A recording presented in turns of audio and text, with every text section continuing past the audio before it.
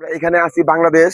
এই যে এই পিলারের এই পাশে আসলে আমরা চলে আসতেছি কিন্তু ইন্ডিয়াতে।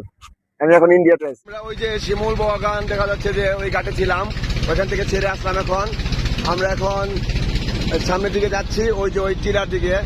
ওই টিলার নাম হচ্ছে বারেক টিলা। আমরা বারেক টিলাতে যেয়ে দাঁড়াবো, তাই না ড্রাইভার সাহেব? ওয়াও, দারুন। এইখান থেকে কিন্তু এই সিনারিটা, এই যে সিনারিটা দেখো অস্থির না ব্যাপারটা। পাহাড়ের একটা খেলা মেলা, আর মেঘের যে একটা মেলা হচ্ছে, দারুন অস্থির অস্থির অস্থির। মনে হচ্ছে একটা স্বর্গীয় একটা আবহাওয়া, পরিবেশ, প্রকৃতি।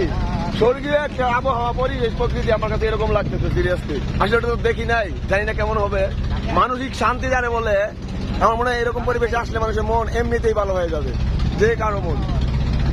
অস্থির সুন্দর একটা ব্যাপার। তারপর আমরা এখানে স্টপেজ থেকে সরাসরি বারেকটিলা চলে যাই, গ্রুপ ছবি নেই।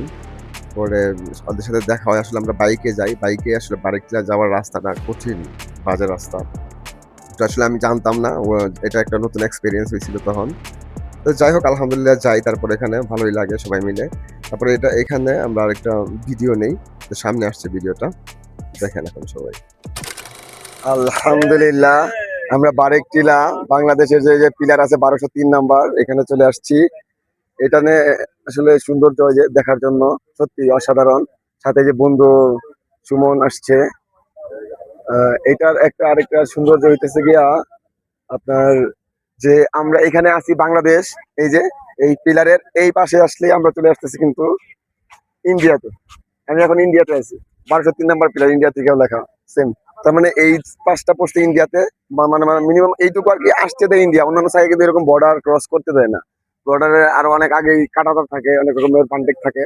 এই জায়গাটার জন্য হয়তো ওরা একটু স্যাক্রিফাইস করছে, যে কারণে আমরা এই সৌন্দর্যটুকু দেখতে পারতেছি। আসলে সত্যি আল্লাহর প্রকৃতি অনেক সুন্দর। আর এই যে এই পাশে এই যে নৌকা গুলা দেখতে অনেক সুন্দর লাগে।